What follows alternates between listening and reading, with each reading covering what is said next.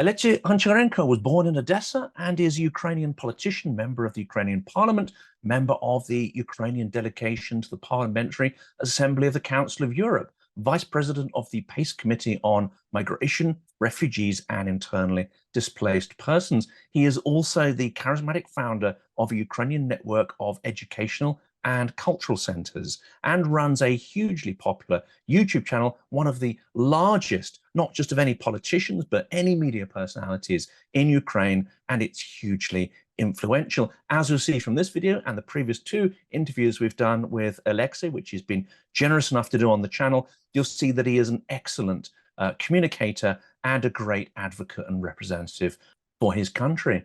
Oleksiy, welcome back. Thank you very much, and I'm happy to be back. The only thing, I'm already president of Committee on Migration and Refugees and Displaced Persons from January of this year. Fantastic. Congratulations on that. And of course, happy Independence Day as well.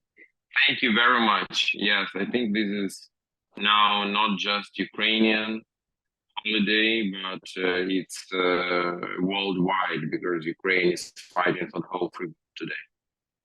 And that really came across. I was at Flag Day celebration yesterday. So there's these two holidays really sort of back to back. And we really got this sense from the Westerners that were there, the Brits that were there in support of Ukraine, but of course, many Ukrainians in London, a real sense that Ukraine is not just fighting for itself and its own values and freedom, but is actually the tip of the spear, fighting for the global values of democracy and so on. We last spoke almost a year ago. I'm guessing that hasn't changed. I mean, Ukraine is still out there leading the fight against authoritarianism and a global slide into authoritarianism. Yeah, that's true. Unfortunately, the war continues, and there is no clear perspective of the end. We continue to fight. That's very difficult and exhausting, but we don't have any other option. So it's existential for us, and it's very important for the whole world. Yes, I'm absolutely sure about this. And we see that these axes of chaos, Russia, China, North Korea, Iran, their proxies, different, like Hezbollah, Hamas, I don't know, Cuba, Venezuela, what's happening, and so on. So these axes of chaos, unfortunately, is really like working together, and the situation in the world is getting more and more dangerous from my point of view. And we've done a lot of videos on this channel on Georgia. That's another interesting area where there's a clear push by authoritarians, in particular, the sort of Russian world style of autocracy being exported. There's a big battle coming up in Georgia, and you know, speaking to some of the people who are leading the civic society and political struggle there, there's a real risk of autocracy, autocratic way of ruling actually winning in Georgia. Of course, we'll know more in November. Have you been following that? And how closely do you think Georgia's struggle reflects that Ukraine has gone through since, well, not just 2014, but the earlier revolutions as well? Definitely, I follow close what's happening in Georgia. This is a very important country for Ukraine, for the region. And I know this country very good, and I've been there many times. I have many friends there, so I follow it, and I'm very concerned and disappointed with the dynamics that there is in Georgia. They will have parliamentary elections in the end of October, and this will be quite not acquired. This will be really like a crucial one, because the current Georgian government is really trying to establish kind of a Belarusian regime in Georgia. And it's very close, I think, parallel, because like Belarus, which is in reality occupied by Russia, but through this puppet dictatorship of Lukashenko, something in this direction we see in Georgia, and very similar rhetorics, and I think similar events will happen there. It looks like current government is preparing for just cheating of elections and announcing themselves winners no matter how people will vote. That's how I see it. And we see the laws which they are adopting, which is Russian style, absolutely laws and rules, which they try to establish. And unfortunately, for the moment, Georgian civil society, and together with those who worry about Georgia, they can't stop it. The crucial moment will be during the parliamentary elections and immediately after. So we will see, but it's very, very concerning. And Russia, as we've seen throughout this conflict, there are many countries, of course, that have unambiguously sided with Ukraine. So even where perhaps support has not been as quick, certainly morally and politically they've sided with Ukraine. There are others that have obviously sat on the fence or played both sides or really followed their own interests. And of course, Modi's India is one of those, one of the sort of BRICS, the much touted sort of multipolar world, currency and political order that was going to overtake America, etc., which Russia talks endlessly about it. You had Modi in Ukraine this week, and that's an extraordinary sight. What was your take on that, and what concrete benefits could emerge? Because India's been a huge consumer of Russian hydrocarbons. Yeah, and not only hydrocarbons. Visit of Indian Prime Minister, from one point of view, it was historical because it was the first visit of Indian Prime Minister to independent Ukraine. But from another point of view, I don't know about any concrete results. And it looks like this visit was more kind of a balancing thing for Prime Minister Modi after his visit to Moscow in July, which was his first visit, international visit after being re-elected as Prime Minister. So it's always quite symbolic thing where you go after being elected, and Modi chose Moscow. And that's very concerning. Clear that India and China are the main countries, thanks to economical relationships with which Russia manages to survive economically and continue this war. So India has leverage on Russia, but it doesn't look like India wants to use this leverage. And it's very, disappointing because comparing to China, India is democracy, and India is the biggest democracy in the world. And I would like to see India in a camp of democratic countries, not in the camp of countries, these non-alignment countries, countries like China and others, which are not democratic. So, yeah, but that's how India sees its place today.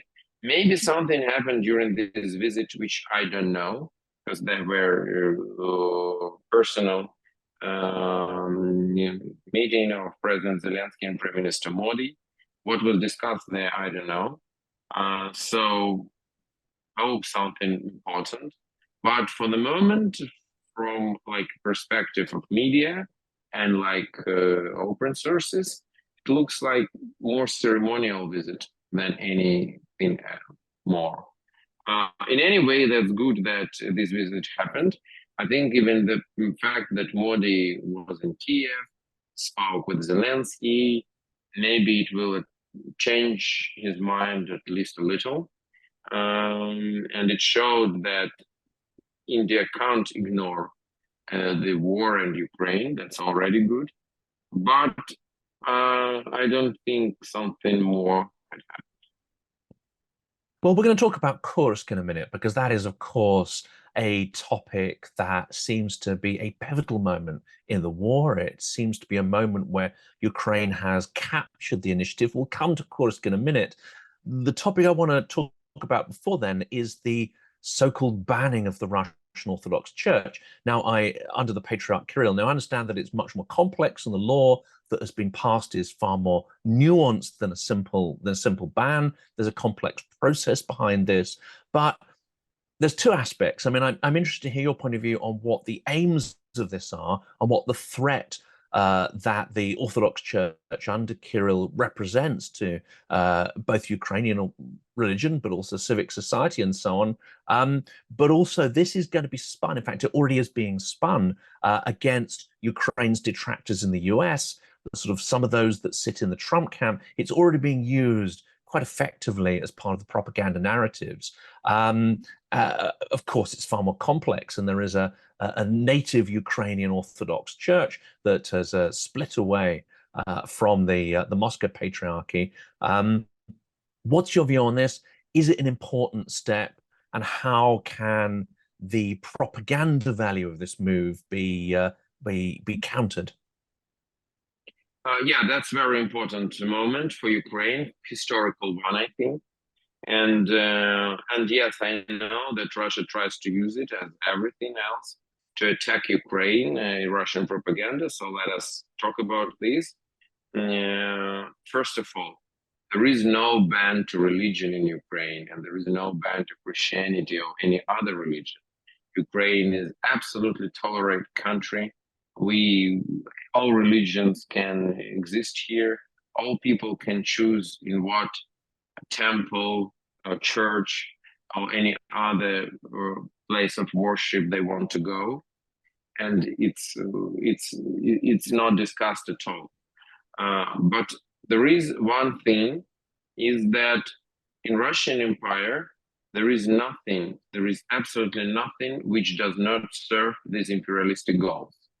Russian business is not a business. It's controlled big business. It's controlled by government in this or other way. For Russia, sport is not just sport. You saw these Olympic Games, what they did with it. So it's a classical dictatorship. It's a classical Nazi state, like it was in Nazi Germany.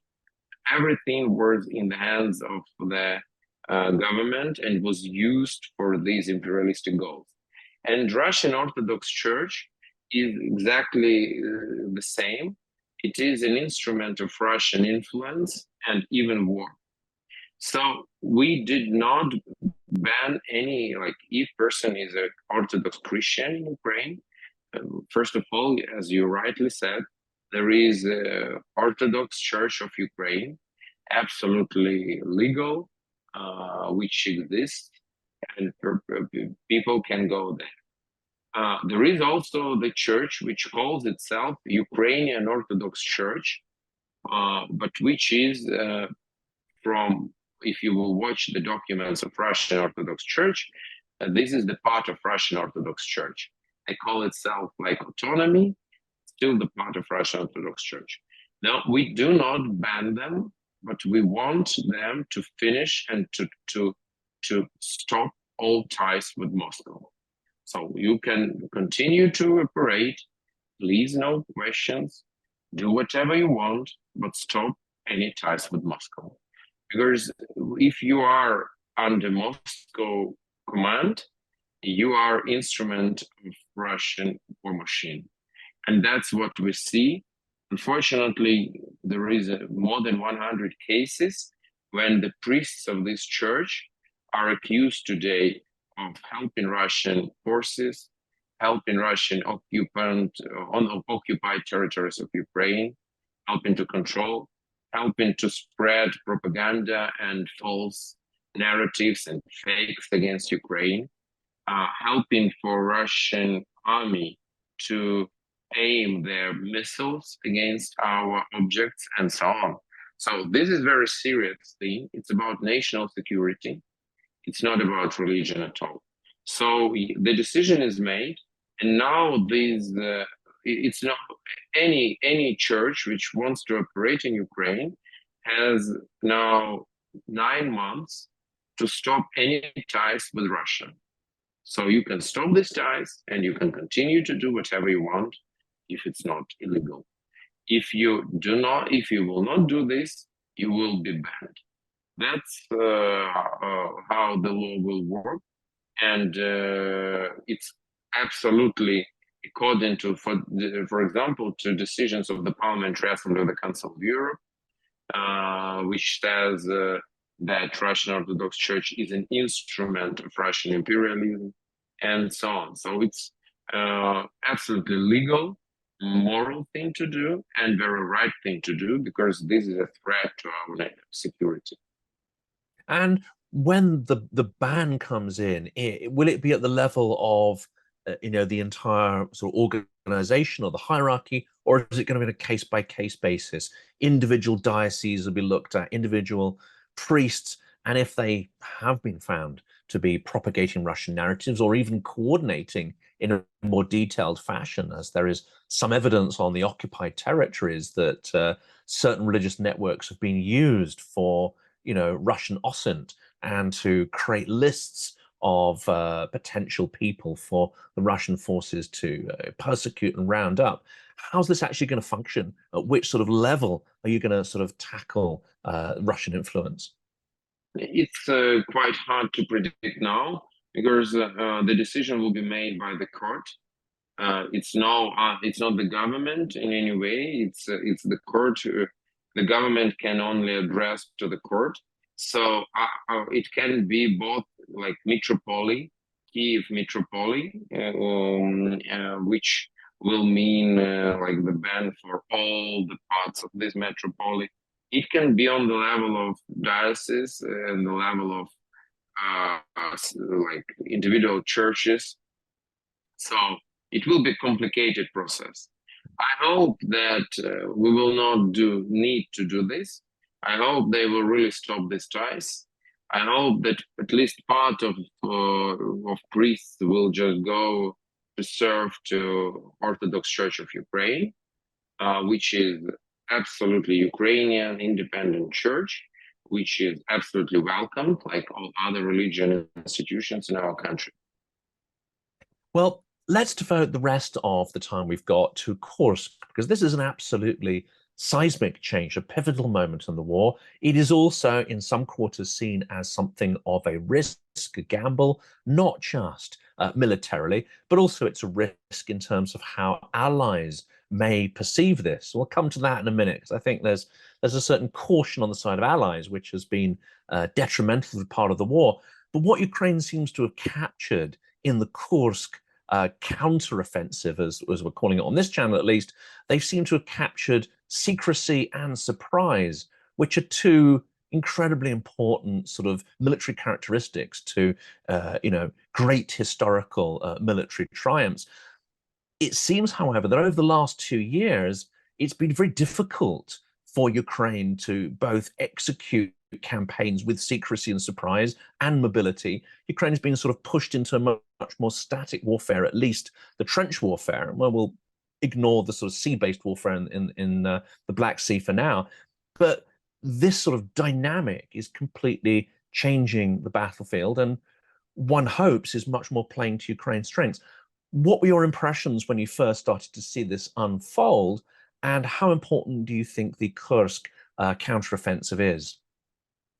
I think this is really a very important moment. I can't tell you that it is a pivotal moment in the war. I'm not sure that it will be for the moment, but it definitely is one of the very important moments. And first, military. From military point of view, I'm not a military expert, so I'm quite modest, to make any estimations. But in any way, it looks like we caught our enemy by surprise, which is always good. But some people are saying, maybe we need to use these units on Donbass to defend.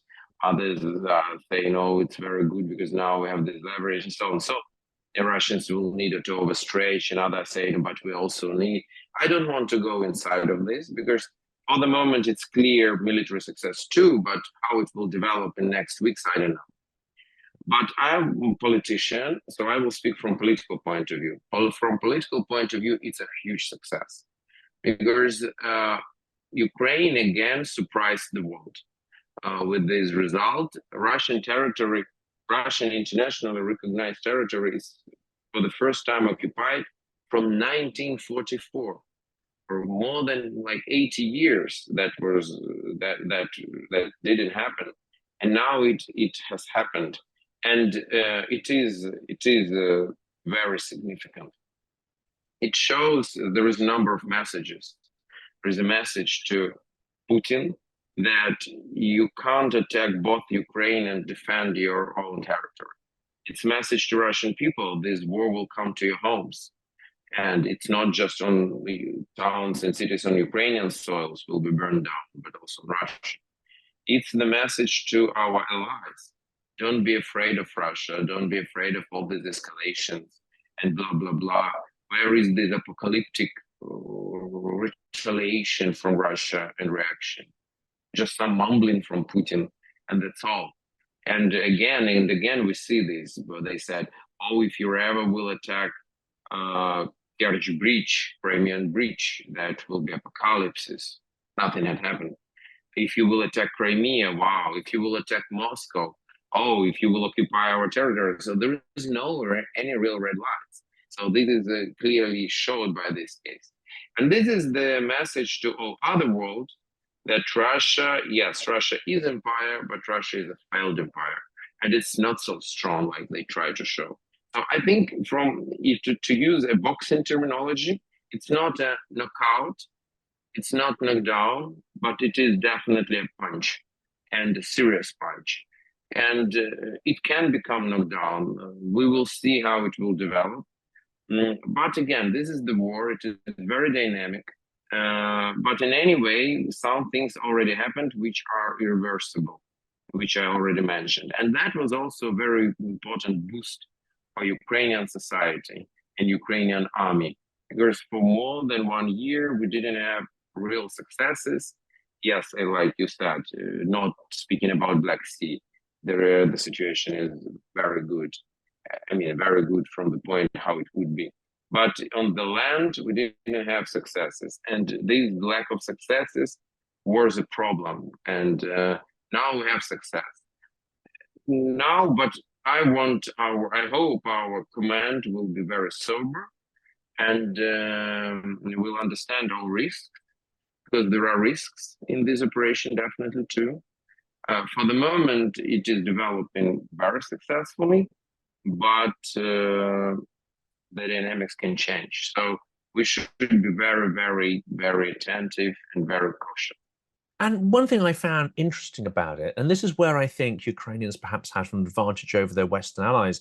Western allies will often tend to try and project their own understanding of politics and the sort of reaction to such events that their own population would have, and they project that onto Russians. And of course, we know that doesn't work. It's a very different mindset, a very different history. Ukrainians, however, are in this unique position of understanding, I think, the Western mindset, but also understanding both the Russian mindset and how the Russian military is structured, trained, and organized. Do you think this operation was planned as much with the Russian mindset in view as much as the sort of military advantage? Because this is a huge, huge psychological blow, not just for the Russian people, but especially for the propagandists, especially for a tyrant like Putin, who builds his power base on the idea that he can project strength and fear in his population. And this operation is making him look extraordinarily weak. Absolutely, that's right. And this is a humiliation for Russia, for Putin, and for them. But what's interesting? It's for the moment, like, it's interesting. Putin managed to make his people very, I don't know, indifferent to anything, if I may say like this. Mm-hmm. I mean, you don't see the lines of Russian men coming to army to protect Kursk, their own land. You don't see guerrilla fighting on the occupied areas. Even opposite, there are many videos like people are saying, "Oh, we hate Putin, Slava Ukraini," or even this. But at the same time, we don't see Russian people rallying in Moscow saying, "Putin, you're just so weak. You are, I don't know, failure and disaster for our country." It looks like for a big part of Russia, they don't care about Kursk. So something happening there, okay. They're so indifferent to everything. I don't know. Definitely, there is some moment. There is this tipping point where things can change dramatically. Like always in dictatorships, it looks like this. All dictatorship, they look very stable just the day before they collapse. We saw it a year ago in June during this Prigozhin mutiny, Wagner Group mutiny. We don't know when it will happen next time. But for the moment, I mean, like, I'm surprised with the reaction of Russian society too. Both from the fact that they don't want to fight for their country, really, but at the same time, they don't care about what's happening in part of their own country. It's really strange. Well, you're saying that we are in a unique situation when we understand Western mindset and Russian at the same time. I should be frank with you. I'm more and more like, I really don't understand Russians so good. They're very different. It's even interesting because I was born, I'm 43, I was born in 1980. I was born in Soviet Union time. So I was born in the same country with these people, with most of them, because Russia was part of, was Soviet Union, and Ukraine was controlled by Soviet Union. And my first language is Russian. We lived in the same cultural space. We watched the same movies, read the same books. Like, yes, I thought that I understand, but they're very different. They're very different from who Ukrainians are, who Europeans are, who Americans are. A very different nation and very different people. This was explained to me for the first time in 1992, where I was sharing student accommodation, which I thought was my first Russian friend, but it turned out he was Ukrainian. So I had this lesson in someone explaining the differences very early on. So it's sort of less surprising to me that they are lacking empathy for their own as much as for their adversaries. But one can also imagine that behind closed doors, publicly, the Western supporters of Ukraine are clapping and going, "Oh, this is very good, well done, etc." Not removing their red lines, so not exactly, I think, supporting the action on the ground to extend and go further, but they're not criticizing it. Behind closed doors, I can imagine that Jake Sullivan and some of the so-called escalation managers are absolutely having kittens, are terrified of this operation and their perceived consequences. I'm interested to hear your view on this, because it's become clearer and clearer to me that Russian coercive manipulation, the use of nuclear terror, the use of the idea that the guy who replaces Putin might be far worse.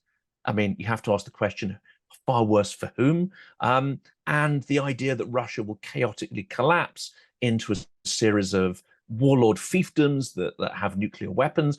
I find all this relatively absurd, actually, but it seems that many Western policymakers and decision makers are actually being guided and restricted by these fears. Do you have that impression? And how on earth can we counter this if you think this is a problem? This is definitely a problem. You're completely right. I saw it many times. I think we spoke about this with you too, that our allies, that's a paradox. Our allies want Ukraine to win, but they're afraid of Russia to lose. That is something which we see time after time after time. And I think in any way this operation was important because it showed again that Putin is bluffing when he's speaking about, as he said many times, if your Russian territory will be attacked, we will use our strategy of using nuclear forces and so on. Nothing had happened. And I think that should be an example to these people that maybe their estimations are wrong. Maybe they're wrong about how they see the perspectives, the development of the situation. So I think that it was important for the world to see that this can happen, and no apocalypse will happen after this. But yes, you're right.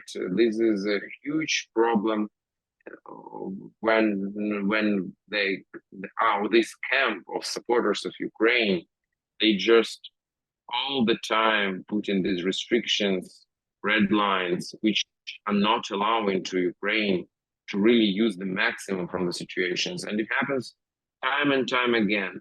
If we would have weaponry, which we received later in the March, April 2022, we would completely destroy our Russian invasion army, and that probably would be the end of the war. And the risks of escalation would be much less, and the situation would be much better now for everybody, including Russia. Then we didn't have with what to purchase Russians during our super successful counteroffensive in fall of 2022. Then we didn't have enough resources for our unsuccessful counteroffensive summer 2023. Missiles, that's our ability to develop these operations successfully. So that's a huge problem. I don't know what to do with this, just time probably, but unfortunately Ukraine is paying for this time very high price, and we can't pay it forever.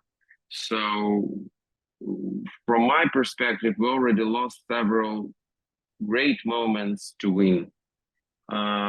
Will we have them more? I hope so.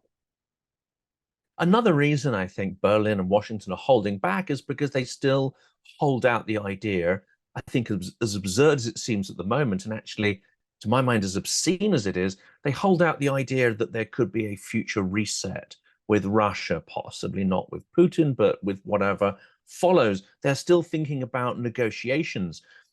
And I'll be interested in your point of view here, because it seems to me that Zelenskyy has understood that he may be forced into negotiations. And if he enters that in a weak position, firstly, those negotiations, Russia will never,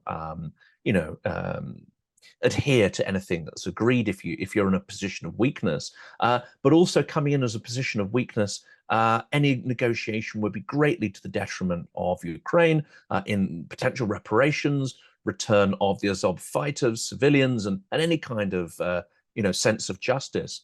Is it possible that Zelenskyy is also thinking with Kursk and whatever else is planned after that, if negotiations are going to be forced on Ukraine, then it's better to go in from a position of strength with something to actually negotiate with, which could be, 1, 2, 3, 4 Russian oblasts to exchange? Yeah, definitely. This is the leverage. Also, this makes the idea, which we hear sometimes, let us freeze it now, unacceptable for Putin already, because he can't do it with a part of Russia occupied. And it's not, from Russian perspective, comparing to Russia, it's a small territory, but it's more than 1,000 square kilometers. It's bigger than Malta and Liechtenstein and San Marino combined. So it's not a small territory from a normal point of view. Yeah, so definitely this can be also leverage. But I think it's too early to think about this, because we don't know when these negotiations will happen, how they will happen. It's just quite difficult for the moment to imagine. I think that Putin doesn't want any negotiations.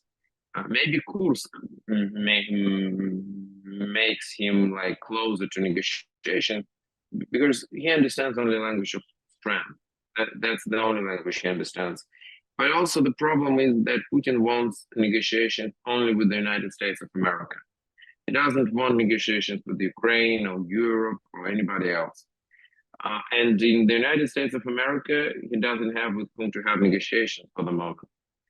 We know for sure only one thing now in this part of American campaign, that the president will be changed. Who will be the president? Nobody knows.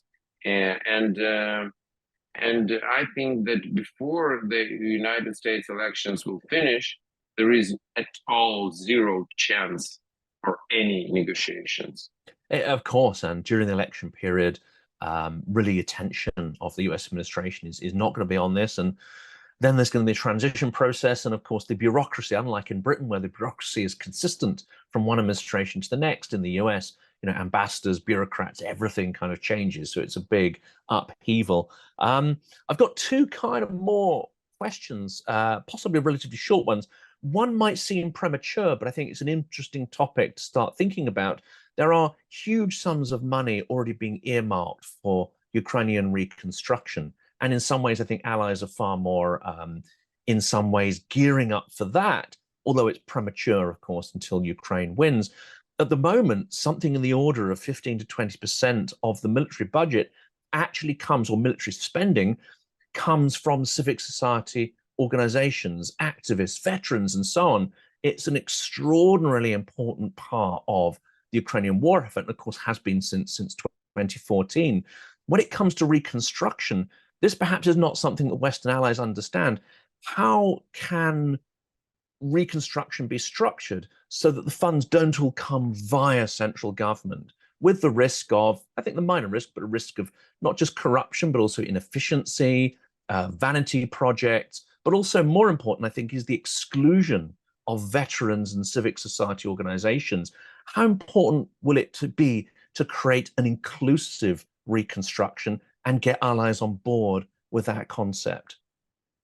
It will be very important, a short answer. But also, I think when we're speaking about reconstruction, we should acknowledge that democracy also suffers in Ukraine. And it's quite natural for martial law time, but it's the problem in any way. So the first thing which should be, when I'm asked what should be reconstructed first in Ukraine, democracy, and should be reconstructed first. And really, we need rule of law and all these things to make reconstruction process really successful. This will be very important, and more civil society and local governments will be involved in this, better it will happen. And the last question, I think, is one that I'm going to be increasingly asking everyone who comes on the channel, and I'm going to be creating some activist materials around it so that people can really focus, the communications with politicians and so on. What are the top priorities for Ukraine's allies at this point to help ensure a Ukrainian victory? Everything, but definitely the most important is military support. And we need much more support right now. And this support should not come together with restrictions, because you can't just box with one hand tied behind your back. That's how, unfortunately, our allies are pushing us to. So we need more military support, no restriction, and we need more pressure on Russia from all sides, economical, political, international, because the war continues. So much is at stake. Other tyrannies are watching, and it's not already about Ukraine. The free world just can't lose Ukraine, because it will mean complete disaster for the free world with unprognosed consequences. Yeah, I think many people who were at the Flag Day presentation yesterday, there were some Ukrainian combat medic units explaining their experiences, but that message of pushing back against autocracy, and even though it can seem very distant when you're in London, I think those who are paying attention think this is possibly, well, without question, is the most important thing that's happening in the world today. So, it's also a time to focus on the heroic and extraordinary efforts and the incredible sacrifices that Ukrainians are made for European freedom and democracy as well, perhaps underappreciated by many people in Europe. I hope many more will come to recognize what's happening. Oleksiy, thank you so much. Thank you very much. It was very nice to be invited to you again. It was great. I only wish more people could watch your videos in the original language and have a wider viewership in the West. They're both entertaining and informative. But I'm so glad that your English is so great that you can also communicate to the audience here. Thank you so much. Thank you very much.